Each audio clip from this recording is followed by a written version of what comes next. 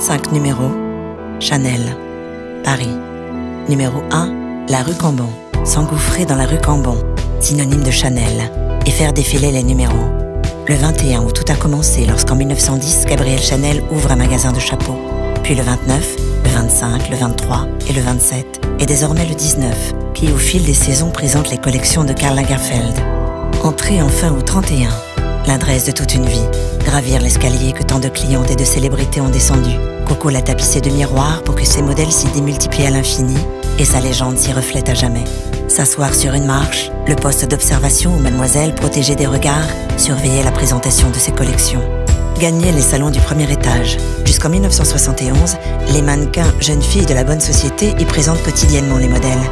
Aujourd'hui, seules les célébrités et clientes de la haute couture font leurs essayages dans ce palais blanc, beige et noir, dessiné par Karl Lagerfeld. Pénétré dans le sein des seins, le studio. Ici, elle faisait et défaisait ses modèles à même les mannequins. Cigarettes aux lèvres, ciseaux en sautoir et épingles à la main. Pour créer les collections de demain, Karl Lagerfeld l'a métamorphosé. Parquet Versailles recouvert de feuilles d'argent, vitres emprisonnant un voile d'organdi, murs blancs tapissés de croquis. Rejoindre aux 2 derniers étages les premières d'atelier et les petites mains qui en blouse blanche métamorphosent les croquis en toile puis en modèle. Numéro 2, l'appartement. Quitter la sobriété en noir et blanc des salons pour plonger dans le monde baroque de l'appartement de mademoiselle, qu'elle semble avoir quitté à l'instant. Une entrée, un bureau, un salon, une salle à manger, pas de chambre, un chaos harmonieux où chaque objet révèle l'inspiration de Gabrielle Chanel, sans en divulguer les secrets. Paravent en lac de coromandel, miroirs octogonaux, lustres ornés de camélias, de 5, de 2 et de double C, épis de blé stylisés, Bouddha, lion et statue de la Vierge ou d'Aphrodite qui continuent de veiller sur elle. Numéro 3, le Ritz. S'inviter au Ritz. C'est ici que Gabrielle Chanel s'installe en 1937, d'abord dans une suite qui donne sur la place Vendôme, puis dans 2 chambres dont les fenêtres ouvrent sur la rue Cambon. C'est ici qu'elle mourra, un soir de janvier 1971.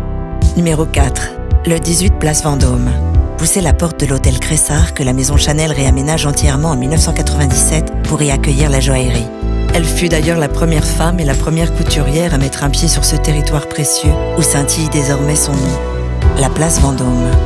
Numéro 5, le Grand Palais. S'installer dans le théâtre monumental des défilés Chanel, le Grand Palais. Sous sa nef gigantesque, des décors féeriques font de chaque collection une révolution. Une forêt de chênes et de pins, un lion de Venise de 12 mètres de haut, une banquise frissonnante, un immense jardin à la française ponctué de jets d'eau, ou encore, tel un décor de cinéma, la rue Cambon reconstituée à l'identique.